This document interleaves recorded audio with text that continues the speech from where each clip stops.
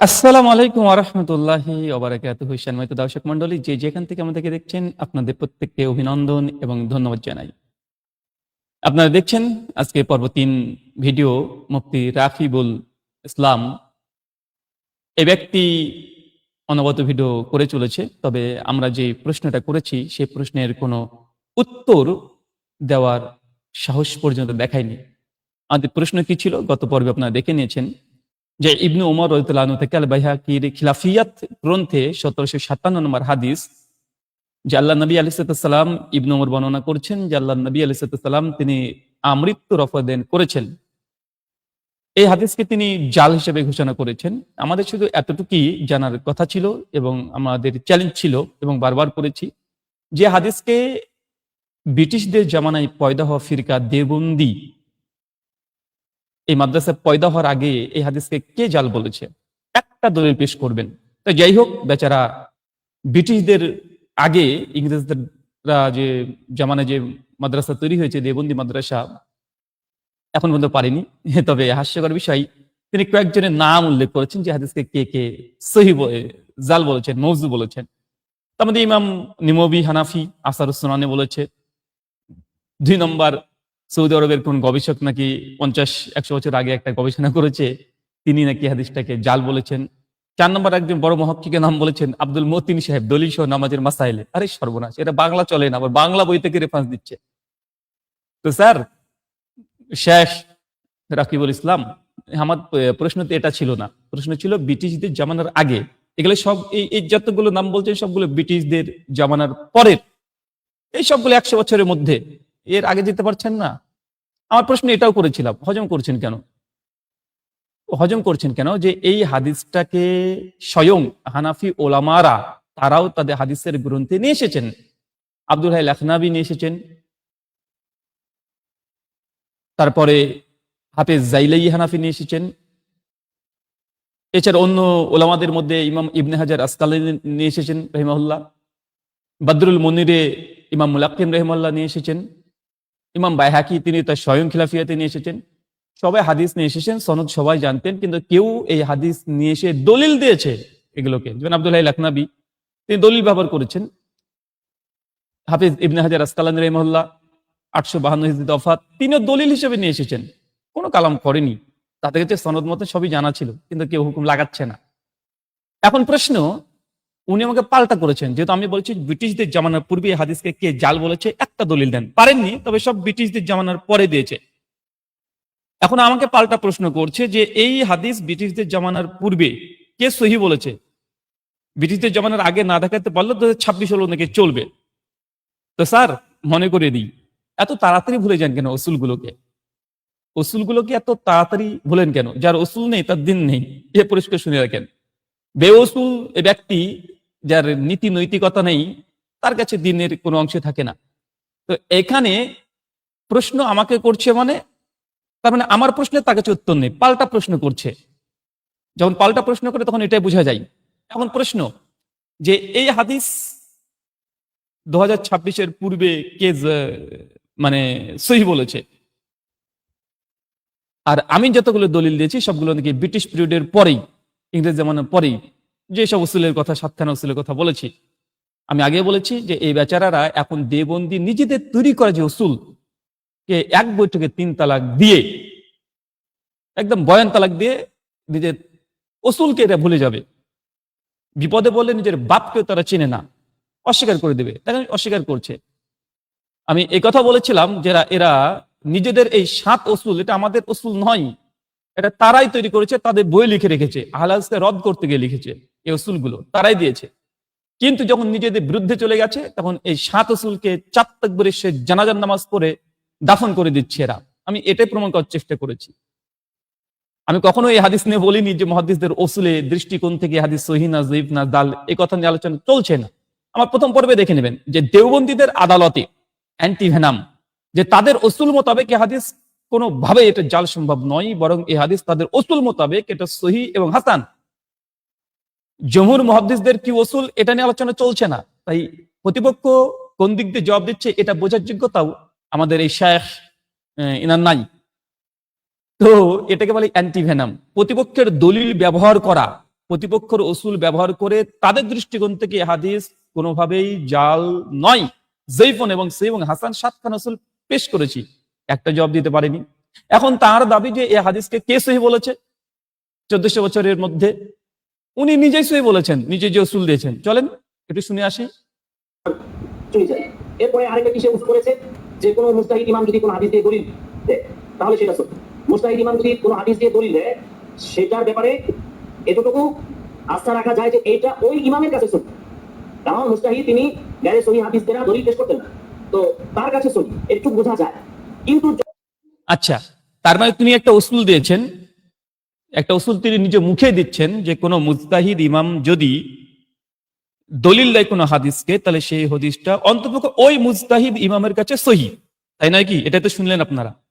সবার কাছে না হলে ওই ইমাম, যে ইমাম দিয়েছে তার কাছে সহি মুজতাহিদ ইমাম যদি হয়, কেননা সে গায়ের সহি দিয়ে, স্পষ্ট গায়ের সহি হাদিস দিয়ে মুজতাহিদ কখনো দলিল দেয় না।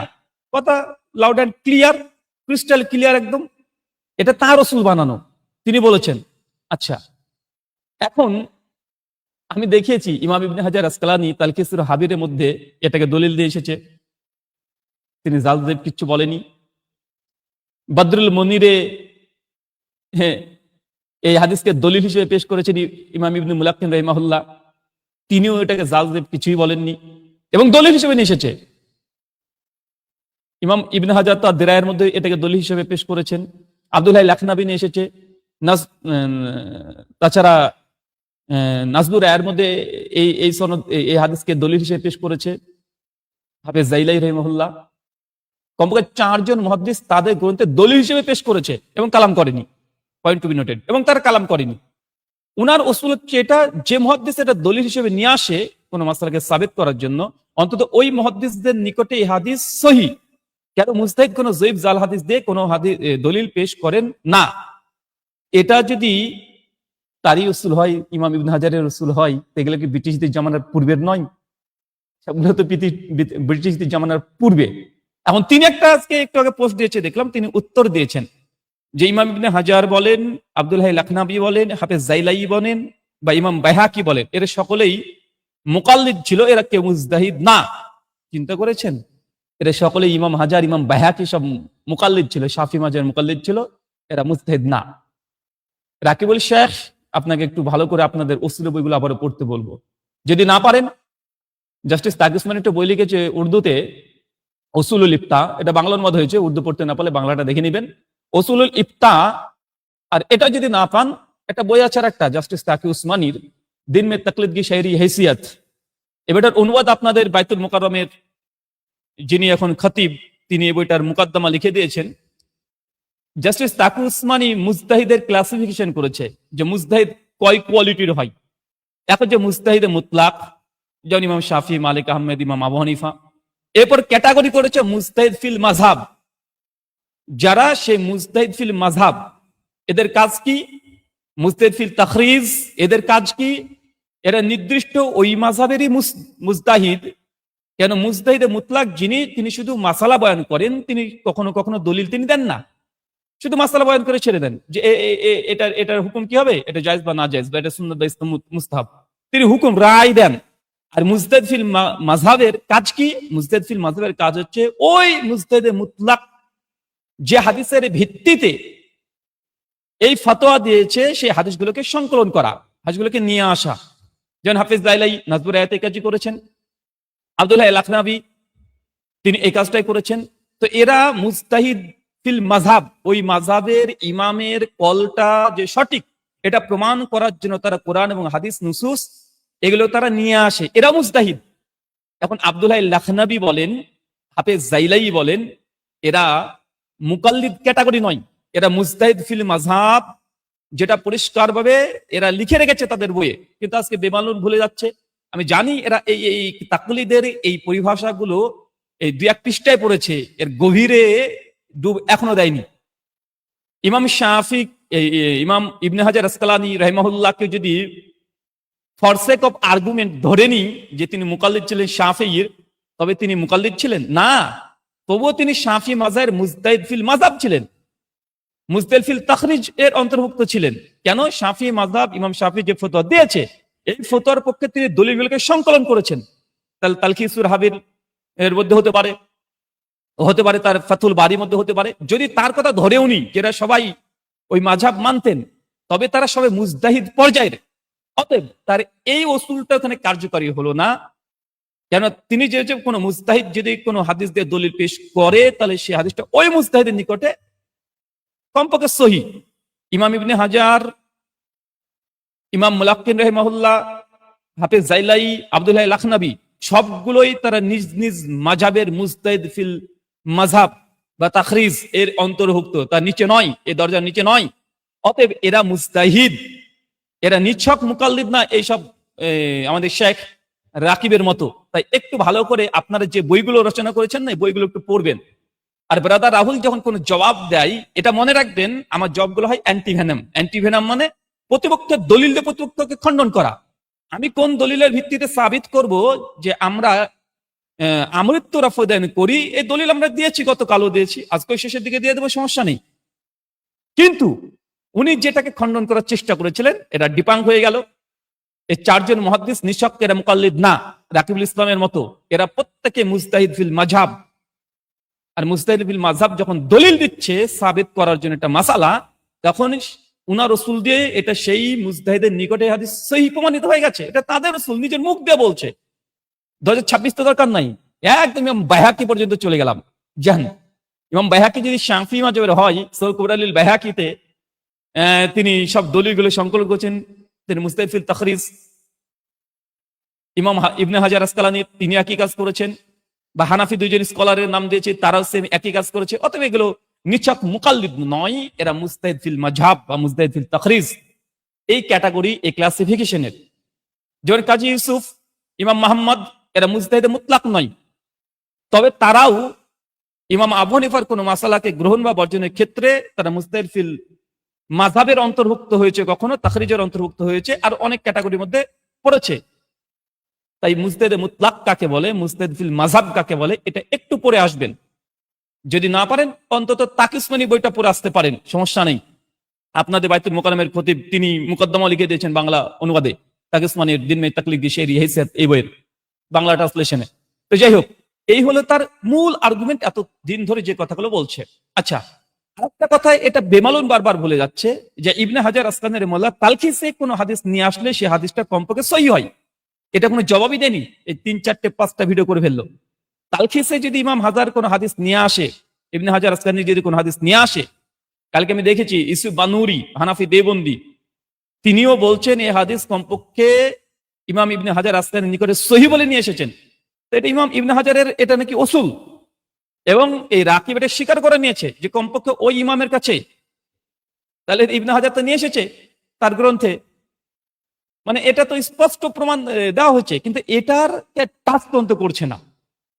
ওই ঘুরে ফিরে এই মুজতাহিদ না এটা পেয়েছে, এটা নিয়ে 3-4 বার দলিল দেওয়ার চেষ্টা করেছে, খণ্ডন করার চেষ্টা করেছে, কিন্তু বেচারা বুঝে না মুজতাহিদের ক্যাটাগরি কতগুলো করেছে স্বয়ং তারাই। চতুর্থ বিষয়, উনি প্রশ্ন করেছেন যে তার মানে এই অ্যান্সারটা এখানে বেমালুন ভুলে গেলে হবে না, যে উক্ত হাদিসকে কে সহিহ বলেছে। ইমাম ইবনে হাজার এনেছেন, তিনি মুজতাহিদ মুতলাক, মুজতাহিদ ফিল মাযহাব ছিলেন, অর্থাৎ তিনি সহিহ মনে করে নিয়ে এসেছেন, তার নিকটে সহিহ, যেটা উনি বলছেন। তাই ব্রিটিশদের জমানার পূর্বে আমি ডজন খানিক সহিহ প্রমাণ করে দিয়েছি তাদের উসুল দিয়েই, তাদের উসুল দিয়ে, মুফতি রাকিবের উসুল দিয়ে প্রমাণ করে দিয়েছি। এখন তার আর প্রশ্ন কোথায়? এই দুটো যদি সমাধান হয়ে যায়, প্রশ্নটা কোথায়?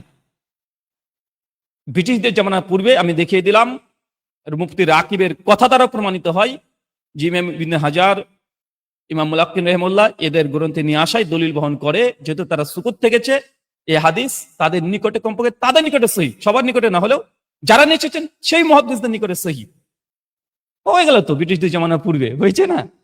ইমাম বাইহাকি 458 মৃত্যুবরণ করেছে, তবে আজ থেকে 1000 বছর আগেকার রেফারেন্স দেওয়া হলো, কিন্তু আমাদের রাকিব সাহেব উনি এখন পর্যন্ত নিয়ে আসতে পারেনি, ব্রিটিশদের জামানার আগে যেতে পারেনি, সব ব্রিটিশদের জামানার পরে নিয়ে এসেছে।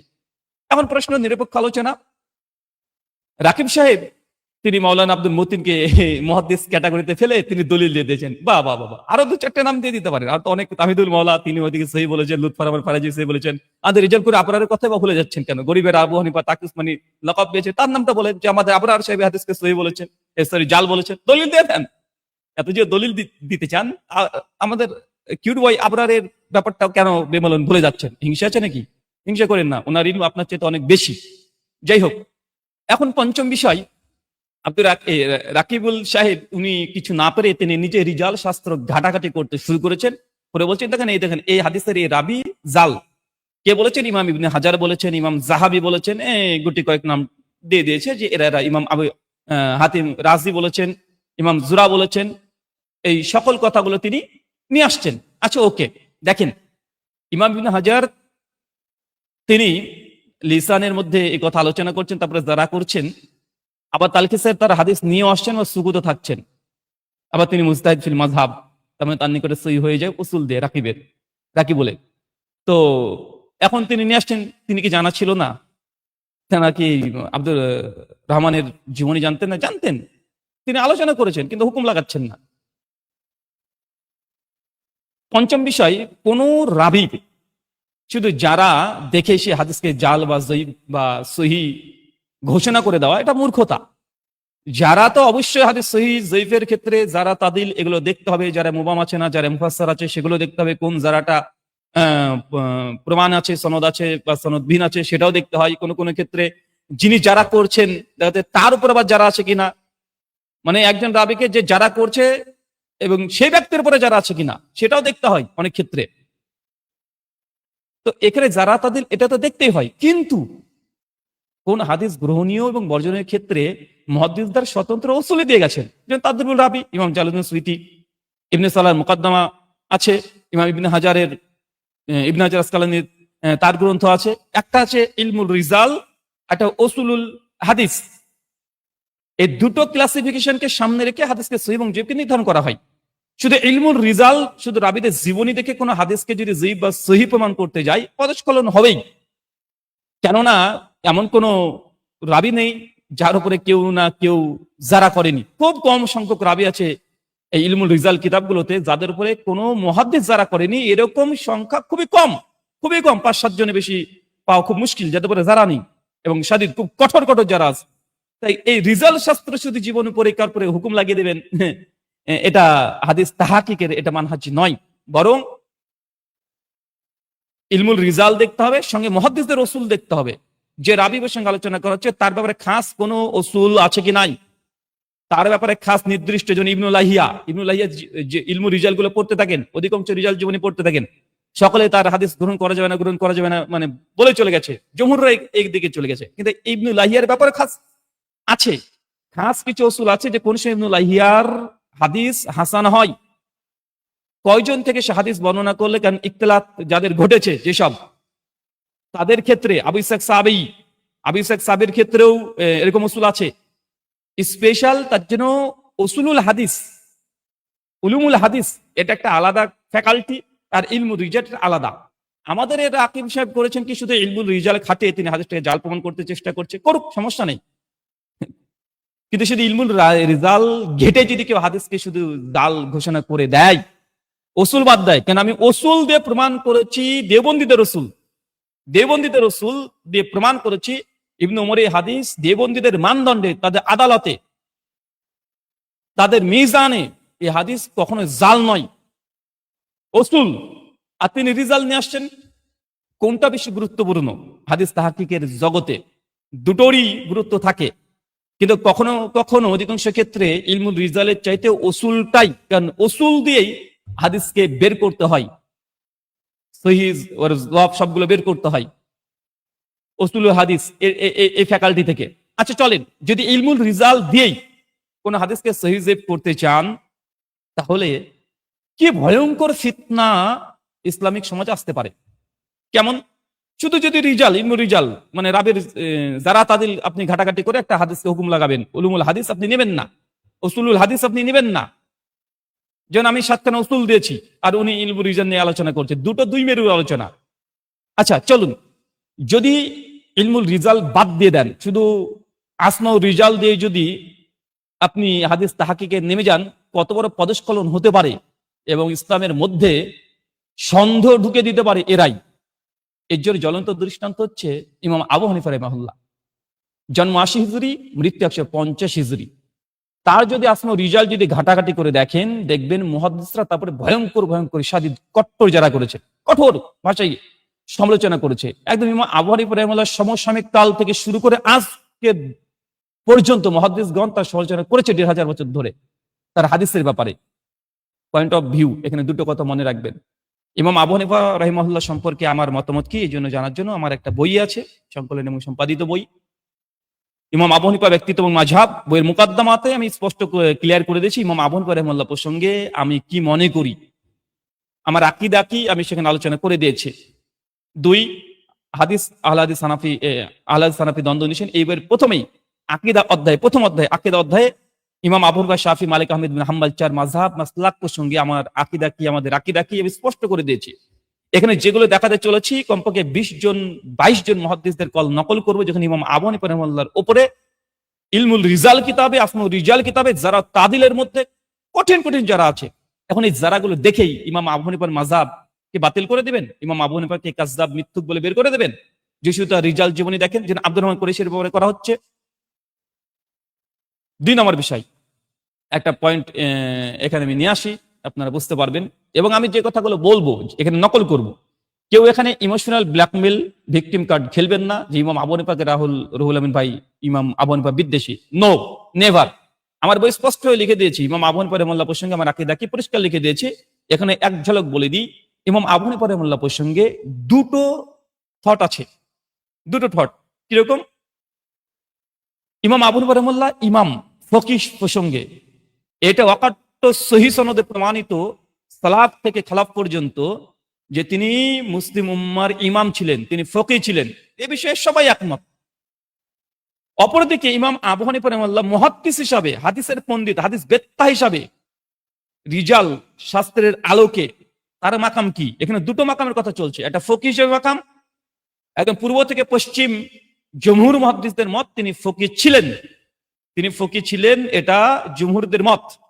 আমি এই মতে বিশ্বাসী, যদি অনেকে বলেছে তিনি ফকিহ হিসাবে গ্রহণযোগ্য নয়, যেমন ইমাম গাজ্জালী রাহিমাহুল্লাহ তিনি আল মানকুলের মধ্যে বলে দিয়েছেন, যদি কিছু কাছে না পান অন্ততপক্ষে খন্দকার আব্দুল্লাহ জাহাঙ্গীর রাহিমাহুল্লাহ ইমাম আবু হানিফার ফিকুল আকবর বইয়ের ৪০ নম্বর পৃষ্ঠার পর থেকে পড়তে শুরু করে দেবেন। আল মানকুল থেকে ইমাম গাজ্জালী কথা নকল করে ইমাম গাজ্জালী রাহিমাহুল্লাহ তিনি বলেছেন ইমাম আবু হানিফা তিনি আলেম ছিলেন না, মুজতাহিদও ছিলেন না, কেন আরবি ভাষায় জানতেন না। এবং এরকম আকওয়াল ইমামুল হারবাইন অনেকে আছে, অনেকে বলেছেন ইমাম আবু হানিফা রাহিমাহুল্লাহ প্রসঙ্গে, যদি আমি ইমাম গাজ্জালীর সঙ্গে এই মত পোষণ করছি না। আমি মনে করি তিনি ফকিহ হিসাবে দিকপাল পণ্ডিত, পূর্ব থেকে পশ্চিম পর্যন্ত, উত্তর থেকে দক্ষিণ পর্যন্ত জমহুর মুহাদ্দিসদের ঐক্যমতে তিনি ফকিহ হিসাবে গ্রহণযোগ্য ব্যক্তিত্ব। এবং ফকিহ এই জন্য তার যে ইলম, এখান থেকে ফায়দা হাসিল করা মুসলিম উম্মাহ এখানে করবে, এটাই সঠিক। দ্বিতীয়, ইমাম আবু হানিফা বসে মুহাদ্দিস কি মুহাদ্দিস না, এটা নিয়ে ইখতিলাফ। ইমাম আবু হানিফা রাহিমাহুল্লাহ মুহাদ্দিস কি মুহাদ্দিস না, তিনি হাদিস বেত্তা কি হাদিস বেত্তা নয়, তিনি হাদিসের ক্ষেত্রে সহিহ না যঈফ না মুনকার, ইমাম আবু হানিফা রাহিমাহুল্লাহ হাদিসের ক্ষেত্রে কি মাতরুক না কি, এটা হচ্ছে মুহাদ্দিসদের, একটা ফকিহ একটা মুহাদ্দিস। তো এই হাদিসের ক্ষেত্রে ইমাম আবু হানিফা রাহিমাহুল্লাহ তিনি যঈফ, এবং তিনি মারাত্মক পর্যায়ে যঈফ। দুটো। এখন এই অংশটাকে কাট করে প্রচার করে বলে দেখেন তারা হচ্ছে ইমাম আবু হানিফা বিদ্বেষী। No, never. এক ফকিহ হিসাবে তিনি পণ্ডিত। আর এর যে জ্বলন্ত দৃষ্টান্ত দেখবেন, ইমাম সুফিয়ান সাউরি, ইমাম শুবা, এই ইমাম আব্দুল্লাহ ইবনুল মুবারক রাহিমাহুল্লাহ, ইমাম আবু যুরা রাজি রাহিমাহুল্লাহ, তাদের নিকটে দেখবেন ইমাম সুফিয়ান, ইমাম শুবা থেকে শুরু করে আবু যুরা রাজি রাহিমাহুল্লাহ থেকে শুরু করে আরো ডজন ডজন মুহাদ্দিস দেখবেন ইমাম আবু হানিফা রাহিমাহুল্লাহ যে ফকিহ ছিলেন, এই বিষয়ে সনদ সহিহ সনদ সহকারে তারা ইমাম আবু হানিফাকে তাদিল করেছেন যে তিনি ফকিহ ছিলেন, ইমাম ছিলেন, ইবাদত গুজার বান্দা ছিলেন, আলোচনা করেছেন। আবার এই ইমামগুলো থেকে, বেশিরভাগ এই ইমামগুলো থেকেই যখন হাদিসের ক্ষেত্রে এসেছে ইমাম আবু হানিফা প্রসঙ্গে তারা বলেছে হাদিসে তিনি মিসকিন ছিলেন, ইমাম নাসাই যেমন বলে দিয়েছে। এই মুহাদ্দিস ইমাম সুফিয়ান সাউরি, ইমাম শুবা, ইয়াহইয়া ইবনে মাইন রাহিমাহুল্লাহ, এরাই যারা তার ফিকের ব্যাপারে প্রশংসা করেছে, এই ইমামগুলোর অধিকাংশ সিংহভাগ তারা হাদিসের ক্ষেত্রে যখন এসেছে তখন তারা যফ হুকুম লাগিয়ে দিয়েছে। তাই এটা বোঝার চেষ্টা করেন, কেন অনেক ক্ষেত্রে দেখা যায় যখন আমরা ইমাম আবু হানিফা রাহিমাহুল্লাহর এই হাদিসে যায়িফ এগুলো আমরা দেখানোর চেষ্টা করি রিজাল শাস্ত্র থেকে, কিছু কিছু মানুষ না বুঝে ওরা তখন বলবে দেখো দেখো দেখো ইমাম সুফিয়ান সাউরি, ইমাম শুবা, ইমাম ইয়াহয়া ইবনে মাইন রাহিমাহুল্লাহ, আবু যুরা রাজি রাহিমাহুল্লাহ, আবু হাতিম, এর সকলেই ইমাম আবু হানিফার পণ্ডিত স্বীকার করেছে। ভাই কোথায় করেছে? ওটা ফিকহের ক্ষেত্রে। এটা ফিকহ একটা আলাদা শাস্ত্র, তাফসীর একটা আলাদা শাস্ত্র। যেমন অনেকে আছে, ইমাম সুদ্দি, উনি হাদিসে জাল, তার হাদিস গ্রহণ করা যাবে না, জাল। সমস্ত মুহাদ্দিসদের গ্রন্থগুলো দেখেন সবাই জাল বলেছে যে তার কাছে হাদিস নেওয়া যাবে না। অথচ ইমাম সুদ্দি যদি কোনো তাফসীর বর্ণনা করে, তার ব্যাপারে স্বতন্ত্র রাসূল আছে, কারণ সে তাফসীরের উপরে মাহির ছিল। মানে এক একজন ফোকাহা এক এক দিকে পণ্ডিত, সব দিকে পণ্ডিত এমনটা না। অনেক আছে যেটা শুধু তাফসীরের ক্ষেত্রে, মানে তাফসীর কোন তাফসীর সহিহ কোনটা যায়িফ এই বিষয়ে তার কাছে শুধু তাফসীর না যাবে, কিন্তু হাদিসের ক্ষেত্রে তার সহিহ নয়, এরকম আছে। অনেক আছে বালাগাত, কোরআনে কিরাত প্রসঙ্গে তারা মাহির পণ্ডিত ব্যক্তি, তাদের কাছে শুধু কিরাত শাস্ত্রর যে সনদগুলো আছে সেগুলোই হুজ্জত হয়।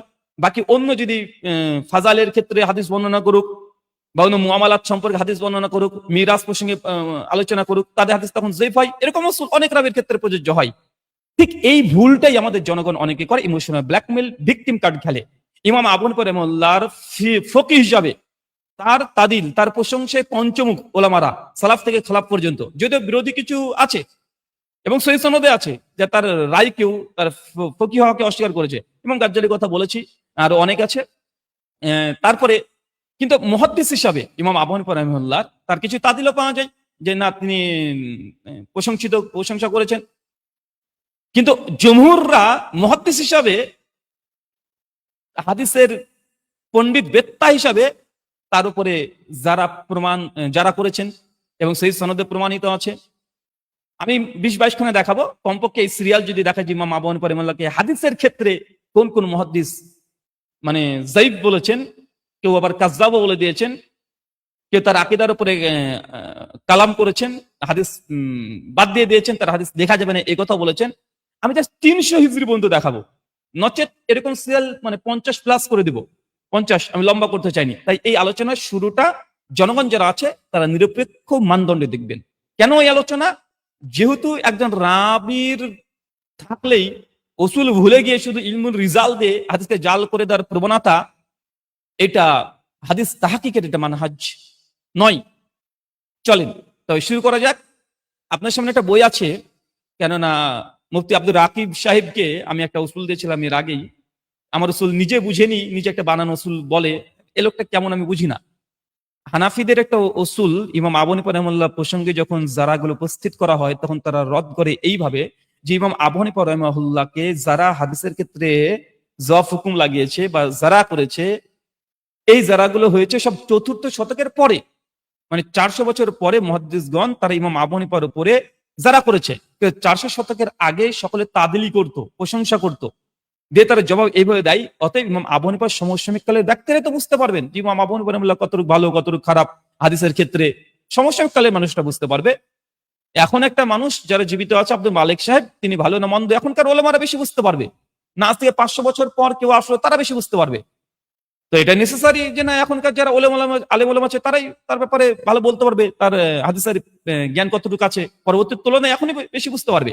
তাই মুতাকাদ্দিমিন এবং মুতাআখিরিন এই পরিভাষাটি ব্যবহার করা হয়, এবং উসুলুল হাদিস এবং ইলমুল রিজাল সব ক্ষেত্রে, উসুল ফিকের ক্ষেত্রেও সমস্ত মুসলিমরা ইজমা আছে, ঐক্যমত আছে। এবং ইবনে মাসউদের একটা আসার পাওয়া যায় যে তোমরা দ্বীন গ্রহণ করো পূর্ববর্তীদের কাছ থেকে, মানে মুতাকাদ্দিমিনদের কাছ থেকে। মুতাআখিরিন থাকতে পারে, নিতে পারে, কিন্তু মুতাকাদ্দিমিনদের কাছ থেকে দ্বীন নিতে হবে।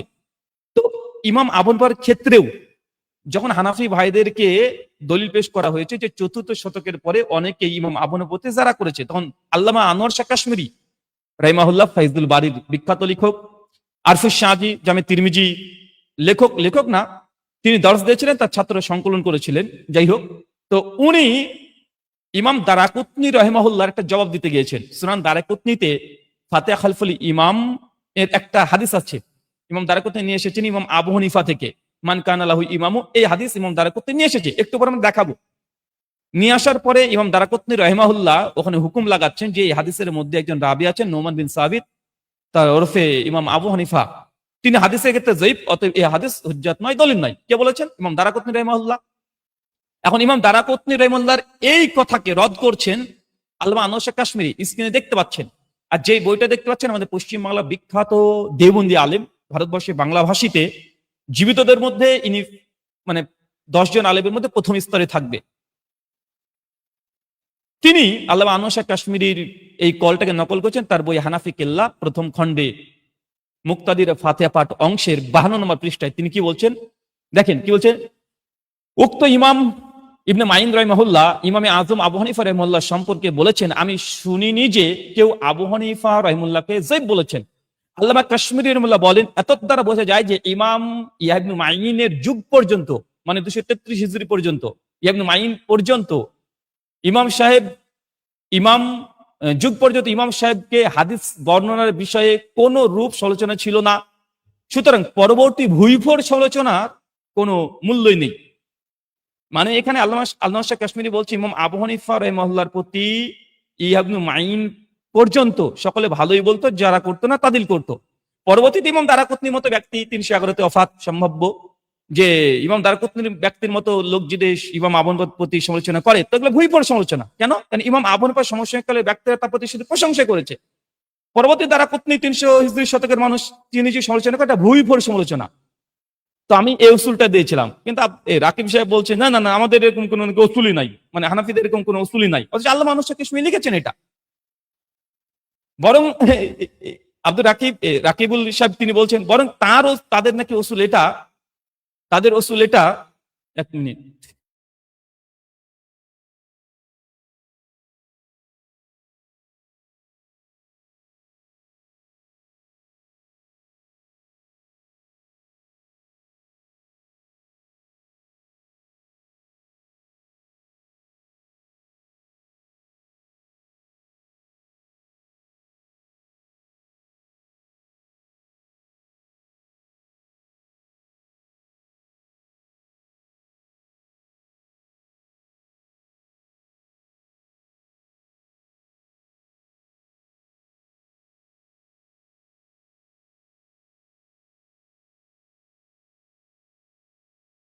সরি, দুঃখিত সম্মানিত দর্শক মন্ডলী। তো রাকিবুল সাহেব উনি আবার মানে বলছেন এটা নাকি তাদের উসুল না, বরং তাদের উসুল এটা যে ইমাম আবু হানিফা রাহিমাহুল্লাহর সমসাময়িক মানুষ যারা যেই কথা বলবে সেটা নাকি দলিল, এটা নাকি তাদের উসুল। এটা তাদের উসুল না। আর যদি এই উসুল ধরেও যায়, আমি সেই উসুলটাকে সামনে রেখেই রাকিবুলকে খণ্ডন করতে যাচ্ছি, তার জন্য আমি এটা বলে নিলাম আগে থেকে যে এই উসুলটা তিনি জানেন না। ওই তামিদ নাকির কার লাইভে এসে তিনি কথা বলেছেন, পরবর্তী সময় ওটাকে আমি যুক্ত করে দিব। তো এখানে চলুন আমরা একটু দেখাই যে ইমাম আবু হানিফা রাহিমাহুল্লাহ প্রসঙ্গে প্রথমেই আমি তাদিল পেশ করছি। সরি, এক মিনিট।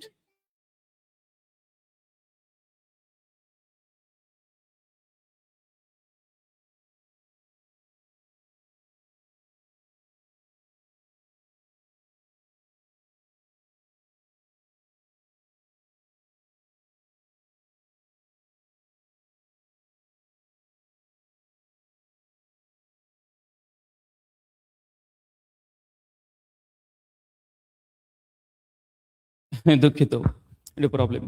তো আমি তার জন্য প্রথমে ইমাম আবু হানিফা দেখেন, তিনি যে ফকি ছিলেন এ ব্যাপারে মুহাদ্দিসগণ যেমন হাফিজ ইবনে হাজার আসকালানী রাহিমাহুল্লাহ তিনি আলোচনা করছেন যে তিনি ফকি ছিলেন, মানে ফোকাহ মাশহুর, তিনি মাশহুর ফকি ছিলেন, এটা নিয়ে কোনো সমস্যা নেই। ইমাম ইয়াজিদ বিন হারুন 206 হিজরিতে ওফাত, সেই বুখারীরও রাবী তিনিও ইমাম আবু হানিফার যে তিনি ফকি ছিলেন এ বিষয়ে কোনো সন্দেহ নেই। তারিখে বাগদাদে খাতিব বাগদাদি 13 খণ্ডে 364 পৃষ্ঠায় সহিহ সনদে নিয়ে এসেছেন, এবং সহিহ সনদ তিনি ফকি ছিলেন। এরকম অনেক আছে। ইমাম আবু দাউদ রাহিমাহুল্লাহ তাকে ফকি হিসেবে স্বীকার করেছেন, তাকে মানে ইমাম হিসেবে স্বীকার করেছেন আবু দাউদ রাহিমাহুল্লাহ। হাফিজ ইবনে আব্দুল বার আল ইনকিতার মধ্যে আলোচনা করেছেন 32 পৃষ্ঠাতে। তো এটা হচ্ছে তিনি ফকি হিসেবে, যেটা তুমি প্রথমেই বলে নিয়েছি। তবে তিনি মুহাদ্দিস হিসেবে দেখবেন এই যে নামগুলো পেলেন না, এরাই আবার ইমাম আবু হানিফাকে মুহাদ্দিস হিসেবে যারা করছেন যে তিনি হাদিসের ক্ষেত্রে যায়িফ। চলেন 22 খানা প্রমাণ দেখাবো, 20 থেকে 22 খানা প্রমাণ দেখাবো। যদি আজকের যুগ মধ্যে দেখাতে চাইতাম 50 ক্রস করে 100-র কাছাকাছি চলে যেতে পারে যে ইমাম আবু হানিফাকে হাদিসের রাবী হিসাবে তিনি যায়িফ, ফকি হিসাবে তিনি দিকপাল পণ্ডিত, পঞ্চমুখী প্রশংসা পাবেন। চলুন আমরা দেখে আসি। আচ্ছা, এটা আমরা দেখাচ্ছি একজন ইমাম আবু হানিফা রাহিমাহুল্লাহ জন্মেরও আগে যিনি জন্মিয়েছেন, কিন্তু ইমাম আবু হানিফার সঙ্গে তিনি সময়টা পেয়েছেন। 68 হিজরিতে জন্ম হচ্ছেন, 131-এ মৃত্যুবরণ করছেন আবু আইয়ুব সাক্তানি সুনান আবু দাউদের রাবি দেখবেন এবং মশহুর মুহাদ্দিস ইনি সেই সময়কার। ইমাম আবু হানিফা তো 80 জন্মগ্রহণ করছে, তার আগে 12 বছর আগে জন্মগ্রহণ করেছেন। ইমাম আবু হানিফা 150 মৃত্যুবরণ করেছেন, ইনি 131 মৃত্যুবরণ করছেন। কিন্তু ইমাম আবু হানিফার সঙ্গে তার আহওয়াল, তিনি কি যারা করছেন, এটা কিতাব যুআফুল কবির 4th খণ্ডের 240 নম্বর পৃষ্ঠাতে আছে। কিতাবুল মারিফাত ওয়া তারিখ 2য় খণ্ডের 758 নম্বর পৃষ্ঠাতে পেয়ে যাবেন। আর যেটা দেখছেন এটা আমার বই, ওই বইটার মধ্যে দেখবেন লম্বা আমি একটা সিরিয়াল দিয়েছি, ইমাম আবু হানিফাকে মুহাদ্দিস হিসেবে কে কে যারা করেছেন ওখানে পেয়ে যাবেন। তো এটা মূল অ্যারাবিকটাও আছে, আপনারা দেখে নিতে পারেন, কোনো সমস্যা নেই। দেখেন এখানে আহমদ বিন জিয়াদ তিনি বলছেন যে আমি আবু আইয়ুব সাক্তানি থেকে শুনেছি, যখন ইমাম আবু হানিফা সম্পর্কে আলোচনা করা হচ্ছিল তখন তিনি এই আয়াতটি পড়লেন। কোন আয়াত দেখেন? সূরা তাওবার 32 নম্বর আয়াত, যে আল্লাহর আয়াতকে তারা নিভে দিতে চায়। এই আয়াত পাঠ করলেন কে? আবু আইয়ুব সাক্তানি, ইমাম আবু হানিফা রাহিমাহুল্লাহর সমসাময়িক, বরং তার আগে জন্মেছে, কিন্তু তার সময় পেয়েছে, তিনি দুজনে একসঙ্গে ছিলেন। ইমাম আবু হানিফা সম্পর্কে জানতে চাইলে তিনি সূরা তাওবার 32 নম্বর আয়াত তিনি পাঠ করেছেন। এখন বলে নেন, এইরূপ রিজাল কিতাবে যদি কারো উপরে যারা থাকে এই হাদিস জাল বলে দিবেন? এর চাইতে ভয়ঙ্কর যারা হতে পারে? কাউকে কাযযাব বলার চাইতে কোন মুহাদ্দিস কারোর উপরে যে সূরা তাওবার 32 নম্বর আয়াত পাঠ করে, এর চাইতে ভয়ঙ্কর যারা হতে পারে? এখন ইমাম আবু হানিফা রাহিমাহুল্লাহকে কি হাদিস জালকারী বলে তার মাযহাবকে বাতিল করে দেবেন রাকিবুল সাহেব? তাই এইরূপ রিজাল আসমো রিজালের কোন রাবিকে দেখে সিদ্ধান্ত দেওয়া, এটা মূর্খতা বই কিছুই নাই, বরং উসুল প্রয়োগ করতে হবে। আর আমি আপনার দেওয়াই উসুলকে দেওবন্দীদের উসুল অনুযায়ী সহিহ প্রমাণ করে দিয়েছি। মুহাদ্দিসদের কি উসুল, আমাদের কি উসুল, আমি তো বলিনি যে আমাদের কি উসুল, আমাদের মানদণ্ড কি। আপনাদের উসুল অনুযায়ী কেন, আপনাদের উসুল অনুযায়ী হাদিসকে কেন গ্রহণ করছেন না? প্রশ্ন তো এটাই। চলুন, দ্বিতীয় দ্বারা আবু আইয়ুব সাক্তানি থেকে আর একটা ফল পাওয়া যায়, সেটা কিতাবুল মারিফাত ওয়া তারিখ 2য় খণ্ডের 791 নম্বর পৃষ্ঠা, তারিখে বাগদাদ 13 খণ্ডের 417 পৃষ্ঠা, কিতাবুস সুন্নাহ ইবনে আহমদ ইবনে হাম্বল রাহিমাহুল্লাহ 1ম খণ্ডের 198 এবং 89 নম্বর পৃষ্ঠায় সনদ সহিহ। এবং এই যে কিতাবুস সুন্নাহ সহিহ ইমাম আহমদ ইবনে হাম্বল রাহিমাহুল্লাহ সন্তানের লেখা, তার বাবার কাছ থেকে যে কথাগুলো শুনেছে তিনি সেগুলো লিখছেন। তাই এখানে সনদের তো কোনো প্রয়োজন নেই। প্রয়োজন আছে নাকি? প্রয়োজন তো নেই। কারণ বাবা কি কি কথা বলেছেন, সন্তান সেগুলো কিতাবুস সুন্নাহর মধ্যে সংকলন করেছেন। চলেন কি বলছেন দেখেন। এখানে সালাম বিন আবু মুতি রাহিমাহুল্লাহ বলেন, আমি আবু আইয়ুব সাক্তানির সাথে মসজিদুল হারামে ছিলাম। তিনি আবু হানিফাকে তাদের দিকে আসতে দেখলেন। যখন আইয়ুব তাকে দেখলেন, তিনি তার সাথীদের বললেন, ওঠো, তার খোশ পচরা থেকে আমাদের মুক্তি নেই, ওঠো, তার খোশ পচরা থেকে আমাদের মুক্তি নেই। মানে ইমাম আবু হানিফার মজলিসে কেউ যদি বসতেন, তাহলে আবু আইয়ুব সাক্তানি তিনি এই কথাটা বলেছেন। সহিহ সনদে প্রমাণিত, এই তারিখে বাগদাদ থেকে এগুলো প্রমাণিত। এখানে একটু মিস্টেক, যে এটা ইমাম আহমদ ইবনে হাম্বলের সন্তান রিয়াদ করছে না, এটা রিয়াদ করছে সালাম বিন আবু মুতি, এবং সনদ একদম সহিহ। মানে এই যে যারা যেগুলো করাচ্ছে এগুলো সনদ আছে, শুধু হাদিসের সনদ নয়। কোন মুহাদ্দিস যদি কোন রাবির প্রতি যারা করে, তারও সনদ আলহামদুলিল্লাহ ইলমুল রিজালে দেওয়া হয়, তারও সনদ লাগে। শুধু হাদিসের যে সনদ লাগবে তা নয়, যারা করতে গেলেও সনদ প্রয়োজন, এবং সনদ দিয়েছে সালাফরা। চলুন, দ্বিতীয় আবু ইসহাক, ইমাম আবু ইসহাক ফাজারি রাহিমাহুল্লাহ 185 হিজরিতে মৃত্যুবরণ করেছেন, ইমাম আবু হানিফার সমসাময়িক। কিতাবুস সুন্নাতে তার একটা রিওয়ায়াত নিয়ে আসা হচ্ছে যে আবু ইসহাক ফারাজি বলেন, আবু হানিফা রাহিমাহুল্লাহ মুরজিয়া ছিলেন এবং তলোয়ারকে জায়েজ বলতেন। মানে শাসকের বিরুদ্ধে তলোয়ার এটা জায়েজ বলতেন, এটা নকল করছেন। এখন মুরজিয়া কোন মুরজিয়া প্রশ্ন আসতে পারে, কোন কোয়ালিটির মুরজিয়া? মুরজিয়ার মধ্যে তো অনেকে তো এই যে অনেকে করেছেন, কোন কোয়ালিটির মুরজিয়া? এ বিষয়ে ডিটেল একটা আলোচনা করা যেতে পারে। ইমাম আবু হানিফা কোন বিষয়ের উপরে মুরজিয়া ছিলেন, কোন বিষয় পরে, যদি হচ্ছে আমাদের বইয়ে ডিটেল আলোচনা করেছি, যারা ইমাম আবু হানিফাকে মুরজিয়া, তিনি এই কোয়ালিটির মুরজিয়া ছিলেন, তাদের জবাব দেওয়া হয়েছে আমাদের বইয়ে। প্রয়োজন বোধে আমরা ওই প্রসঙ্গে আলোচনা করব পরবর্তী কোন ভিডিওতে, যদি এটা নিয়ে এতরাজ করে। এবং এর সনদ সহিহ। দেখেন এখানে মোহাম্মদ বিন হারুন বিন ইব্রাহিম আর রাবি, তিনি সিকারাবি খুলাসা তাহজিবুল কামাল 2য় খণ্ডের 464 নম্বর পৃষ্ঠাতে আবু হানিফা রাহিমাহুল্লাহর উপরে সহিহ সনদে যারা করা হয়েছে, এবং তার সময়েরই। চলুন একজন দেখি, ইমাম আউজাই রাহিমাহুল্লাহ, কে তার নাম জানে না? ইমাম আউজাই রাহিমাহুল্লাহ 88-তে জন্ম, 187-তে মৃত্যু। ইমাম আউজাই রাহিমাহুল্লাহ ইমাম আবু হানিফা সম্পর্কে বলছেন, বা ঘটনা একটা আছে, ইমাম আবু হানিফা রাহিমাহুল্লাহ যখন মৃত্যুবরণ করেন, দুনিয়া থেকে চলে যায়, তখন তিনি আলহামদুলিল্লাহ শব্দ বলেছিলেন। এবং এই কথাটা বলার পরেই তিনি বলছেন, এটা পড়তে কেমন লাগছে ইমাম আবু হানিফা রাহিমাহুল্লাহ প্রসঙ্গে ইমাম আউজাই রাহিমাহুল্লাহ বলেছেন, জাস্ট আমরা অনুবাদ আপনার সামনে অ্যারাবিকটা রেখে দিয়েছি, পড়ছি কি বলছেন দেখেন। ইমাম আউজাই রাহিমাহুল্লাহ থেকে বর্ণিত, তিনি বলেন আবু হানিফা রাহিমাহুল্লাহ ওয়াফাতের সময় বললেন, আলহামদুলিল্লাহ, সমস্ত প্রশংসা আল্লাহ তাআলার জন্য যিনি তার মৃত্যু দিয়েছেন। আমি প্রথমে ভেবেছিলাম এটাকে তাবিল করা যায়, আলহামদুলিল্লাহ বলা যেতে পারে, সমস্যা নেই মানুষের মৃত্যুতে। সুনান তিরমিজির 1029 নম্বর একটা হাদিসেও 21 নম্বর হাদিসে পাওয়া যায়, যদি সনদের মধ্যে কিছু সমস্যা থাকতে পারে।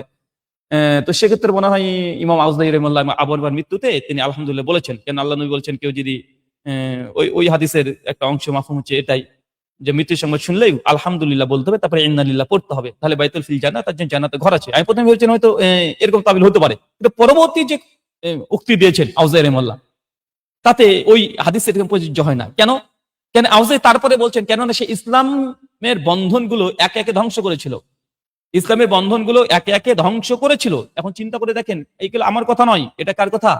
ইমাম আউজাই রাহিমাহুল্লাহ তিনি এই কথা বলছেন। যদি আমি ইমাম আবু হানিফাকে ইসলামের জন্য ধ্বংসকারী, ক্ষতিকর এটা আমি মনে করি না। আউজাই রাহিমাহুল্লাহ তিনি যারা করেছেন তিনি জানতেন তার সময়কালের, তবে আমার অত বড় দুঃসাহসিকতা নেই যে তাকে আমি এমন কিছু মনে করব, আমি এটা মনে করি না।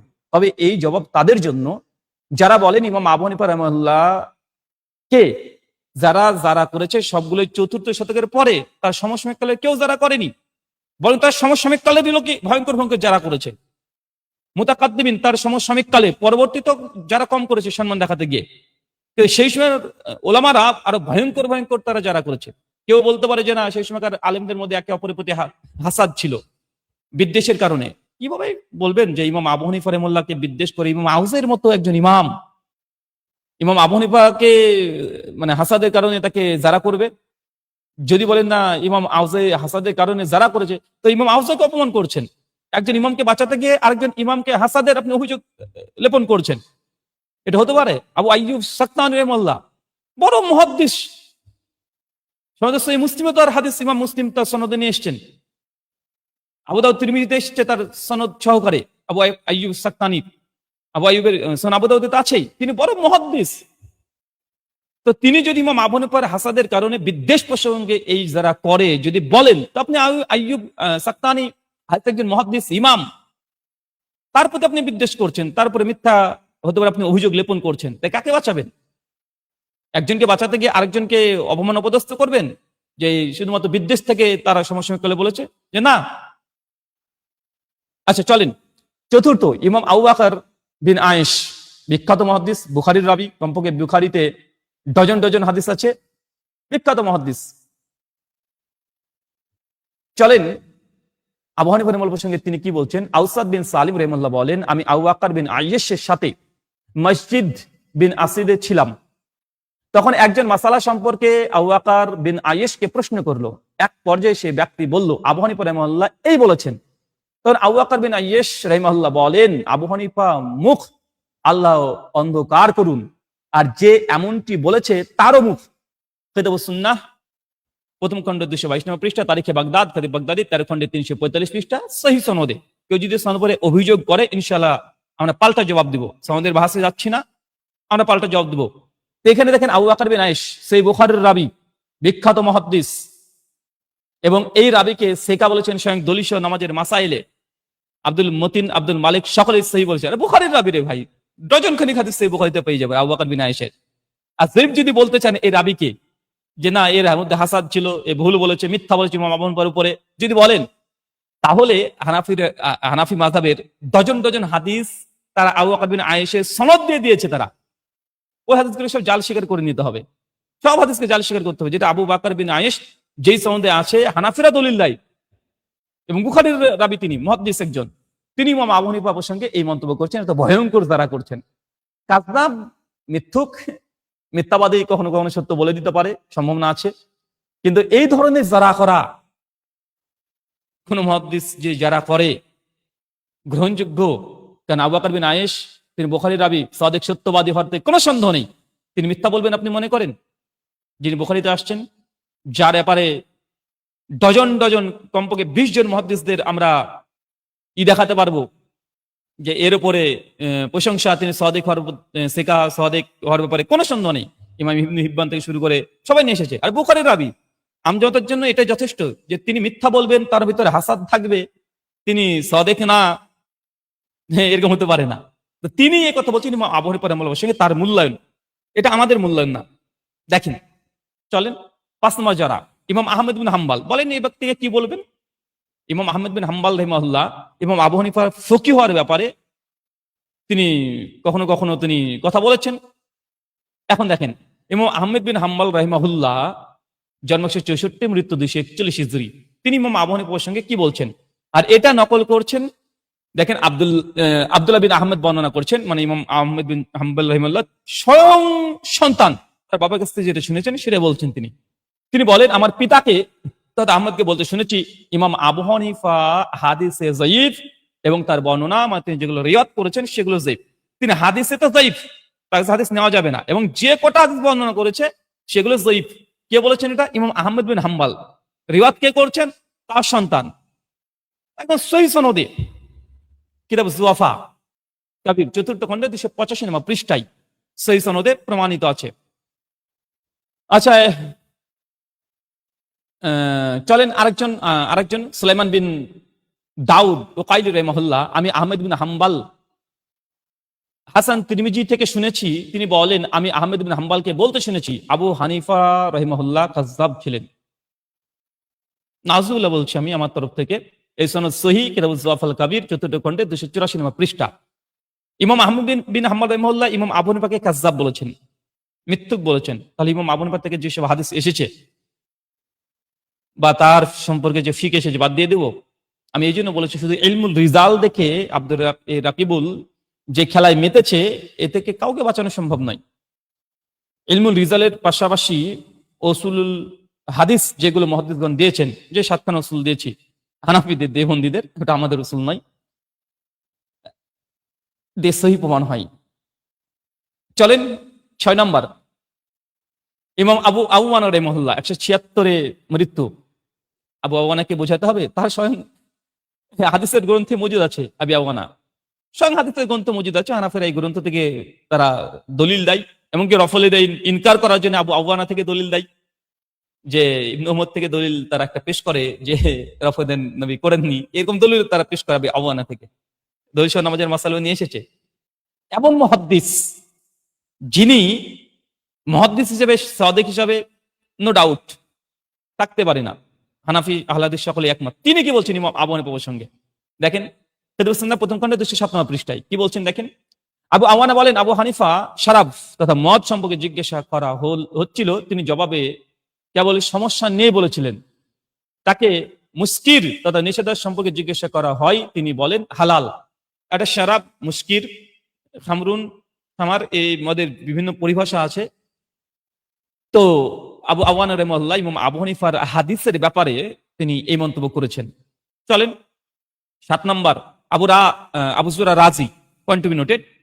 ওই আব্দুর রহমান কুরাইশকে যায়িফ প্রমাণ করার জন্য রাকিবুল এই আবু যুরা রাজি থেকে এই দলিল পেশ করেছেন যে তাকে নাকি সে যায়িফ বলেছেন, তার হাদিস নেওয়া যাবে না বলেছেন। সে আবু যুরা রাজি ইমাম আবু হানিফার প্রতি যারা করেছেন।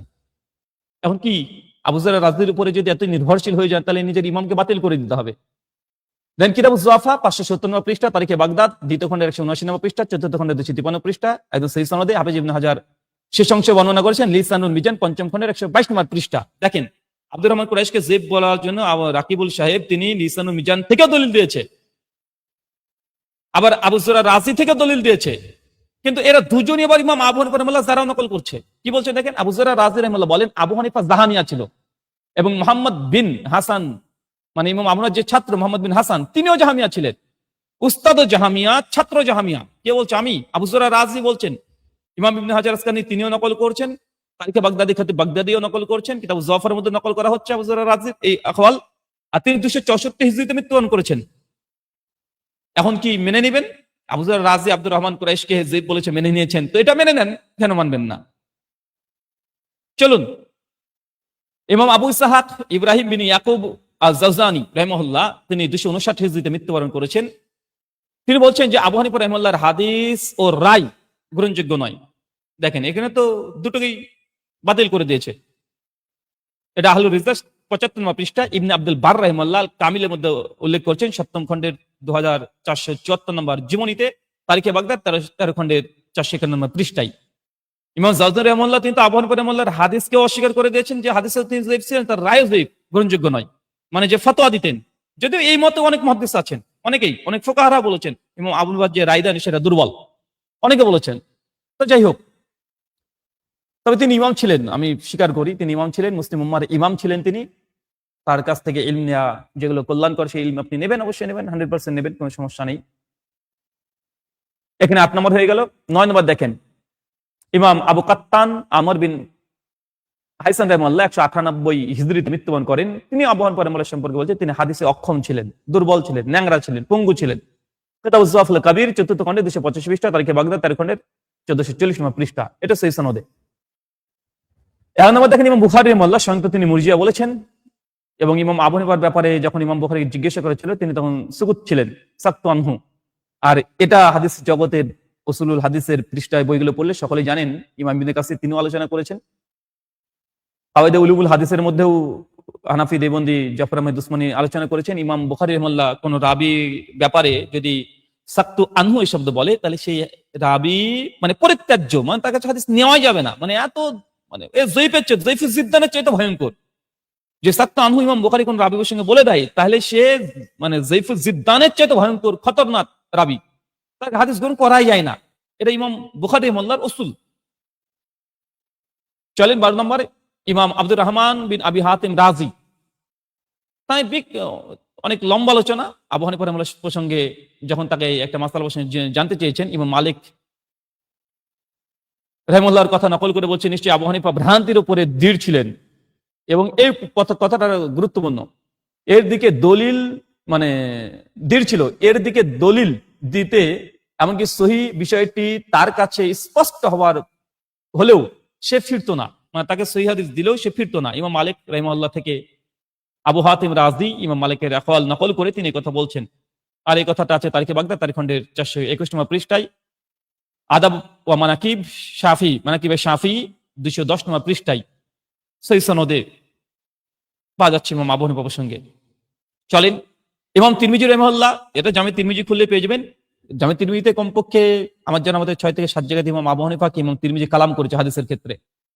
আমি জাস্ট একটা নিয়ে এসেছি।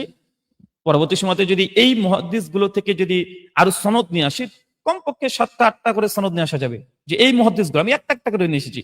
ইমাম তিরমিজি থেকে ইমাম আবু হানিফার পরে কমপক্ষে 7 রকমের যারা আছে, ইমাম বুখারী থেকেও প্রমাণ পাওয়া যায়, আবু আইয়ুব সাক্তানি থেকেও পাওয়া যায়। আমি জাস্ট একটা করে নিয়ে এসেছি। নচেত এই মুহাদ্দিসগণ থেকে যদি সমস্ত যারা কোন কোন কিতাবে কিভাবে বর্ণনা হয়েছে সবগুলো নিয়ে আসি, তাহলে কমপক্ষে মানে 1000 খানা আমাদেরকে দলিল পেশ করতে হবে স্ক্রিনে, কমপক্ষে 1000 দলিল। কেন আব্দুল ইবনে মুবারক রাহিমাহুল্লাহ থেকেই কমপক্ষে 20 খানা যারা প্রমাণিত আছে 40 খানা গ্রন্থে, কমপক্ষে আরো বেশি হতে পারে।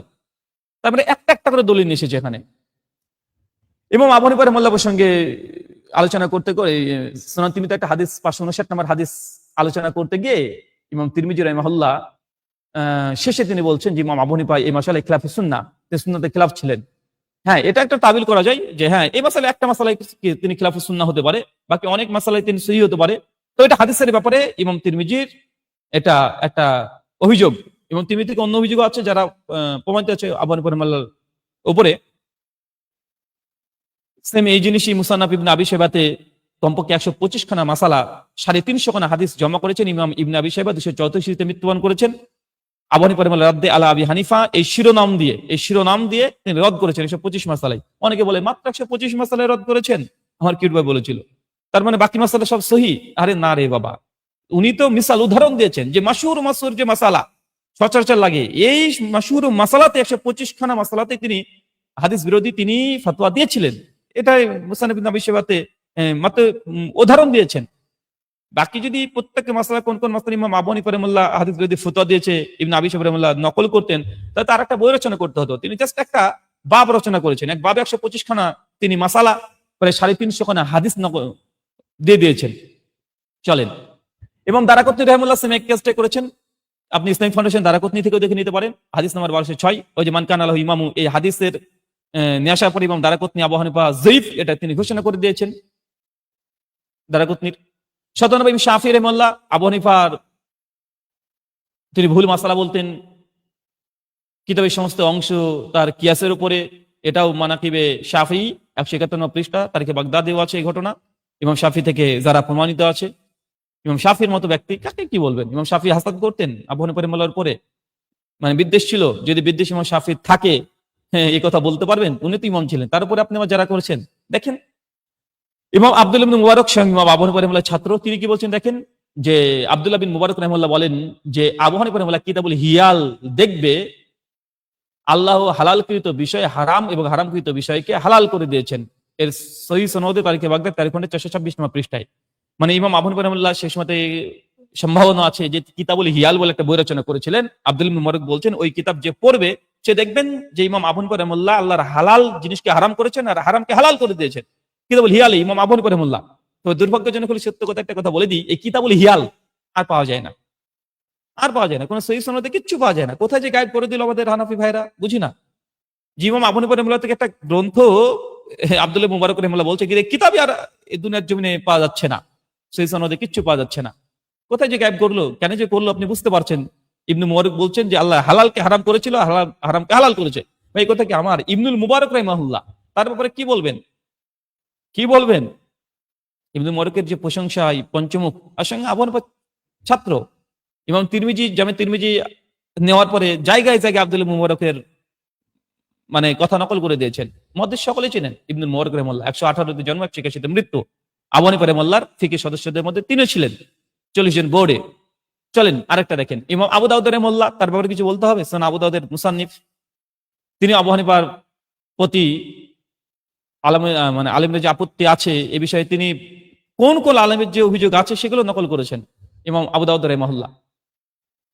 আবু দাউদ রাহিমাহুল্লাহ তিনি কোন কোন মুহাদ্দিস ইমাম আবু হানিফাকে যঈফ বলতেন হাদিসের ব্যাপারে, সেগুলো তিনি নকল করে দিয়েছেন। যেমন ইমাম আইয়ুব সাক্তানির কথা এনেছেন, কুফার ইমাম সুফিয়ান সাউরি আপত্তি করেছেন, হিজ্জাজের ইমাম মালিক রাহিমাহুল্লাহ করেছেন, মিসরি ইমাম লাইস তিনি আপত্তি করেছেন, সিরিয়ার ইমাম আউজাই।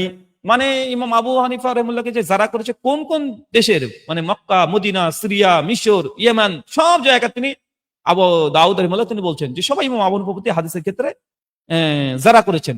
ইমাম আবু দাউদ হাসাদ ছিল, বিদ্বেষ করতো ইমাম আবু হানিফার প্রতি, তাই বলবেন? দেখেন কোন দিকে যাবে। ইমাম আব্দুল্লাহ বিন নুমাই রাহিমাহুল্লাহ 118, 199, তিনি একই কথা বলছেন। আবু হানিফার কোন হাদিস মানে লিখতেন না তিনি, আবু হানিফা রাহিমাহুল্লাহ হাদিস পেলে তিনি লিখতেন না। এটাও জাফুল কাবিরের মধ্যে আসে, তারিখে বাগদাদের মধ্যে আসছে। আর কত বলবো, এখানে ইমাম আব্দুর রহমান বিন মাহাদি তিনি একই আবু হানিফা রাহিমাহুল্লাহ সম্পর্কে যারা মজুদ আছে। ইমাম মুসলিম রাহিমাহুল্লাহ সেই মুসলিমের মুসান্নিফ, তিনিও তাকে মুস্তারিবুল হাদিস বলেছেন, যে হাদিসকে উল্টাপাল্টা করে দিতেন। কিতাবুল কুনার মধ্যে ইমাম মুসলিম তিনি আলোচনা করছেন। তো সম্মানিত দর্শক মন্ডলী, আর অনেক দেখানো যায়। ইমাম নাসাই তিনি বলেছেন লাকাউইন, ইমাম আবু হানিফা হাদিসের ক্ষেত্রে শক্তিশালী নয়। কিতাবুজ যাফুল মাতরুকিন 310 নম্বর পৃষ্ঠাতে আছে। ইবনে জাওজি তিনি 1143 নম্বরে নিয়ে এসেছেন কিতাবুজ যাফার মধ্যে। জারওয়াত তাদিলের মধ্যে এটা এসেছে 450 নম্বর জীবনীতে। তো এগুলো আমি দেখাতে চাই না, দেখাবো না, উদ্দেশ্য বন্ধু ছিল না। যে উদ্দেশ্য থাকতো অনেক আগে আমরা দেখিয়ে দিতে পারতাম। তো মূল কথা হচ্ছে দর্শক মন্ডলীদের কাছে আমাদের একটা সরি 1 মিনিট, আমি এটাকে ঠিক করে দিই। জি, এই যে যারা আপনাদেরকে কমপক্ষে 22 খানে দেখেছে এই সিরিয়াল, আমি তো মাত্র এই 230 হিজরির মতো গিয়েছি। এরপরে অনেক আছে, এখন সুফিয়ান সাউরি, ইমাম শুবা, এদের তো যারাগুলো নিয়ে আসেনি, ইবনে মাইনে যারা নিয়ে আসেনি, পক্ষে বিপক্ষে সবগুলো আছে। যখন আবার তাহকিকের ময়দানে নামবো যে কোন যারা ইবনে মাইন থেকে দুই ধরনের যারাও পাওয়া যায়, তাদিলও পাওয়া যায়। কিন্তু যেগুলো তাদিল করেছেন তার সনদ আসলে কি সহি, আর যেগুলো ইমাম ইবনে মাইন থেকে যারা করা হয়েছে সেগুলো কি সহি, ওই ভাস যখন আলাদা আলোচনা করবো তখন একটা আলাদা আলোচনা। মুহাদ্দিসদের তরফ থেকে একই রাবির উপরে দুই ধরনের যারা থাকতেও পারে, সমস্যা নাই, কিন্তু আপনাকে সনদ দেখতে হবে, বিবেচনা করতে হবে। তো দর্শক মন্ডলী, এতগুলো আলোচনা থেকে আপনাদেরকে সংশ্লিষ্ট কথা হচ্ছে এইটা। প্রথম পর্বে এবার চলে যান যে ইমাম আবু হানিফা রাহিমাহুল্লাহ ওই ইবনে ওমরের হাদিস হানাফিদের 6টা উসুল দিয়ে এটা সহি, হানাফির দেওবন্দিতে উসুলে। আমি আল্লাহর রাসূল বলিনি রে ভাই, আমাদের রাসূল দিয়ে হাদিস সহি নাজির এরকম দেইনি। আর আমি তো বারবার বলেছি, আরে আমার বইও আছে আল্লাহ হানাফি দ্বন্দ্ব নিরসন রাফাদের মাসালাতে এই দলিল ব্যবহার করেও নি। আমরা অন্য হাদিস বুখারী, মুসলিম, আবু দাউদ, তিরমিজি, ইবনে মাজাহ, নাসাই এসব হাদিস দিয়ে আল্লাহ নবী রাফলে দেন করেছেন, এটা মানসুখ না। রুকুতে যাওয়ার সময়, রুকুতে ওঠার সময় তৃতীয় রাকাতে মানসুখ না। একাধিক দলিল আমাদের আছে, ওই একটা দলিল গেড়ে বসে আছে। অনেক দলিল আছে যেটা গতকাল আমরা দিয়েছি। কিন্তু হানাফিদের রসুলদের যে হাদিস সহি তারা আজকে মানতে নারাজ। আমি এটাই প্রমাণ করতে চেয়েছি যে এরা বিপদে পড়লে হানাফিদা নিজেদের অসুল বেমালুম তারা ভুলে যায়, শুধু এই অসুলগুলো তৈরি করেছে আল্লাহ হাদিসের জবাব দেওয়ার জন্য, তাদের মানার জন্য নয়, জবাবের জন্য তৈরি করেছে। তাদের বিরুদ্ধে চলে গেলে তারা এই অসুলগুলো মানে না।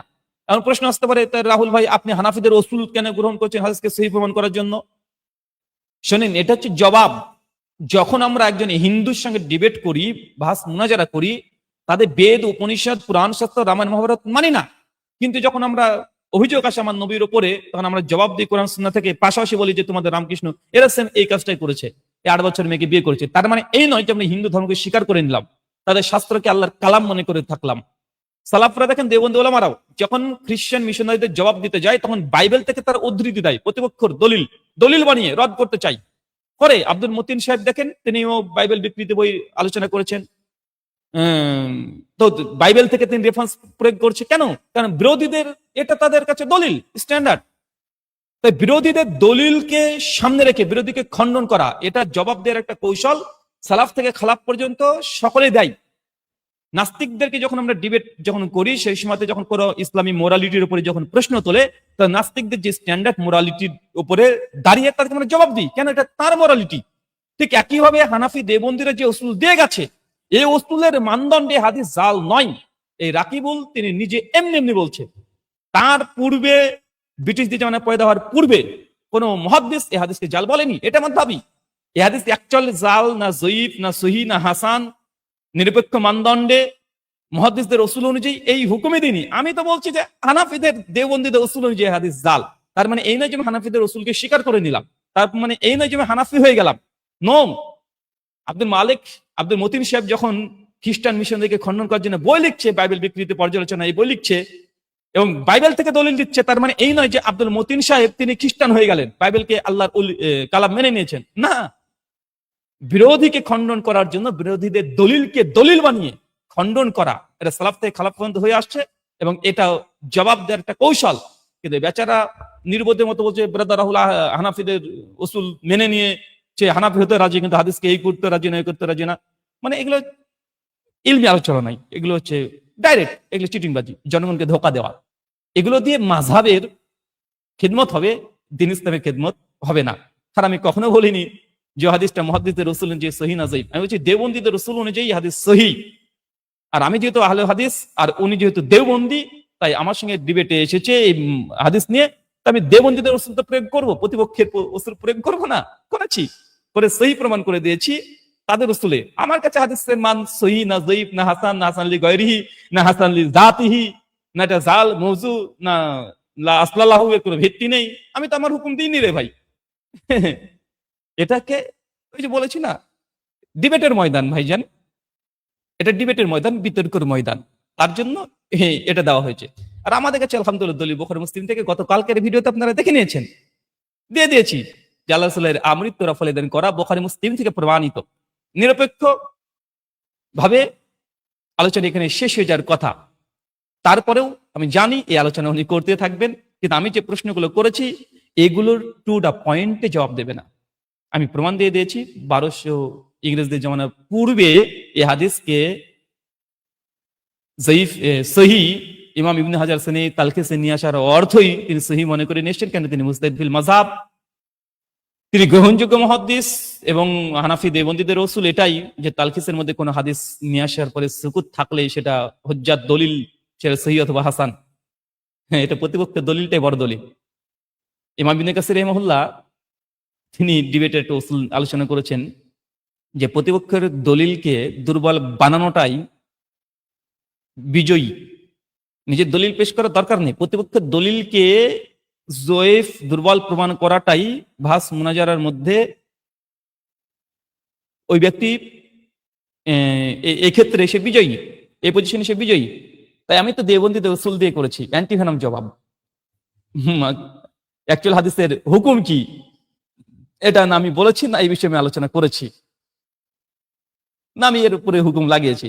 আমি প্রথম আলোচনাতে বসি দেওবন্দীদের রসুলে, দেওবন্দীদের আদালতে, যেহেতু বিতর্ক করছে বিতর্ক করার জন্য। মুজাফফর বিন মোহসেন একটা হাদিস জাল নিয়ে এসেছে, তাই যে ভিডিও করতে হয়। নিরপেক্ষ মানুষ কমপক্ষে জাল হাদিসের বইয়ে, কবলে রাসূল সাল্লাল্লাহু আলাইহি বইয়ে কমপক্ষে কয়েক হাজার হাদিস নিয়ে এসেছেন, একটা একটা হাদিস যদি জাল যদি চলেও আসে, ওটা নিয়ে একদম ভিডিও করতে হবে। তো ভাই ফাজাল আমলের মধ্যে বেসনদ বেসনদ মানে সনদই নেই, 40-এর উপর হাদিস দেখাতে হবে, সনদই নেই। সনদ আছে তবে কাজ্জাব রাবিতে ভরপুর, মিথ্যুক রাবিতে ভরপুর, 50-এর উপর হাদিস দেখাতে পারবো। এই এক বই 300 থেকে 400 আমি শুধু হাদিসের উপরে অভিযোগ আছে। এটা আহলে হাদিসের অভিযোগ না, বরং হানাফি, দেওবন্দি, বেরলভীদের উসুল মোতাবেক নয়, তারা গ্রন্থে স্বীকার করে নিয়েছে। বরং এই ফাজলে আমলে যে হাদিস নিয়ে আসা হয়েছে দলিল হিসাবে, মাওলানা আব্দুল মতির এসব হাদিস নয়, তিনি জাল বলেছেন, ভিত্তিহীন বলেছেন, এরকম হাদিস দেখাতে পারবো। ফাজল আমলের নাম নেননি, নাম দিতে পারতেন উনি যে এটা ফাজল আমলে আমাদের জাকারে নিয়ে চলে এসেছে, জাকারে কান্দালবি, মানে তার আকাবিরকে অসম্মান করতে চায়নি, সে বলছে এটা ভিত্তিহীন। এরকম রেওয়াত আছে আল কাউসারে প্রচলিত ভুল যে চ্যাপ্টার আছে, এমন অনেক হাদিসকে তার আসলাহু বলেছে, মৌজু বলেছে, যেটা স্বয়ং ফাজল আমলের মধ্যে আছে, কিন্তু তার রেফারেন্সটা নেই যে এই হাদিসটা ফাজল আমলেও পাওয়া যায়। মাওলানা জাকারিয়া কান্দালবি নিয়ে এসেছেন, কারণ নিয়ে আসলে তাদের ফাজল আমল, তাদের আকাবিদের অসম্মান হয়ে যাবে। এই জন্য ইনসেন্ট ভাব নিয়েছে।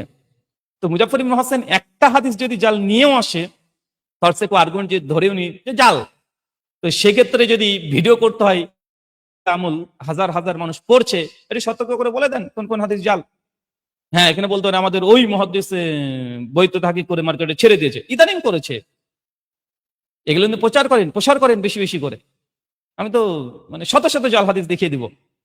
হেদায়ের পৃষ্ঠাতে রফলিদের মাসালার উপরে ইবনে জুবাইর থেকে হাদিস জাল করা হয়েছে, যার কোনো ভিত্তি নেই, পাওয়া যায় না।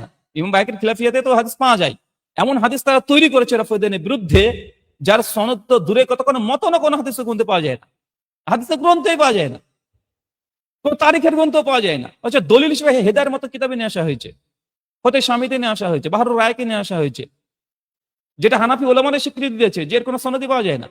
লাস্তালাহু এই শব্দ আব্দুল্লাহ লাখনবী তিনি লিখে দিয়েছেন যে হাদিসটা আমাদের গ্রন্থে চলে এসেছে, কিন্তু এই সনদ আমি পাইনি, এখন পর্যন্ত খুঁজে পাইনি।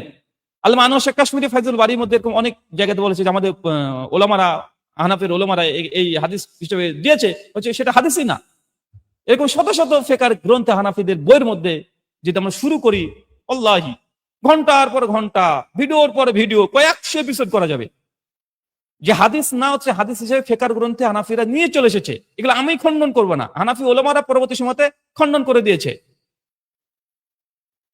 এরকম একটা বই যখন কেউ রচনা করে, সেটা তো বই সংকলন করছে, এটা তো আল্লাহর কালাম না যে লা রাইবা ফি হুদাল মুত্তাকিন হয়ে যাবে, মানে কোনো সন্দেহ নেই।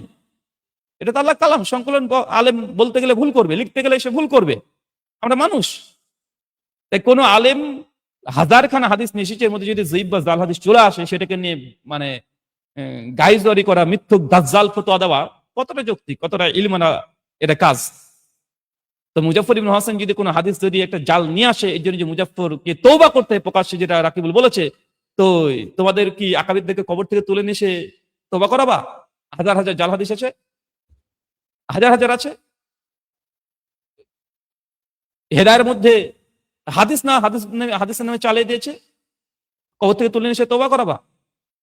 ভাই আলিম যে রান্না করবে তার রান্নার ভুল হবে, যে লিখবে তার লেখনী কলমের ডগা দিয়ে ভুল ত্রুটি বিচ্যুতি হবেই স্বাভাবিক, যে কথা বলবে তার দ্বারাই ভুল হবে স্বাভাবিক। কুল্লু বানি আদম খাত্তাউন, আদম সন্তান ভুলকারী, ভুল হবে আমাদের দ্বারা। তাই এটাকে নিয়ে হিংসা, প্রতিহিংসা পরায়ণ ভাবে, অ্যাগ্রেসিভ ভাবে আলোচনা করা, যেটা আমরা করিনি, এরা শুরু করেছে, তাই আমাদেরকে করতে হলো। কারণ একটা জাল হাদিস পেয়েছে, এটাকে নিয়ে ভিডিও করে মানে সোশ্যাল মিডিয়া গরম করতে হবে, নোংরামিগুলো বন্ধ করা উচিত জরুরি ভিত্তিতে। নচেত আমরা হানাফিতে বই এখন খুলে খুলে দেখাবো যে কোথায় কোথায় জাল হাদিস আছে, তাদের বক্তা কোথায় কোথায় জাল মিথ্যা কথা বলে, কোথায় কোথায় বলে।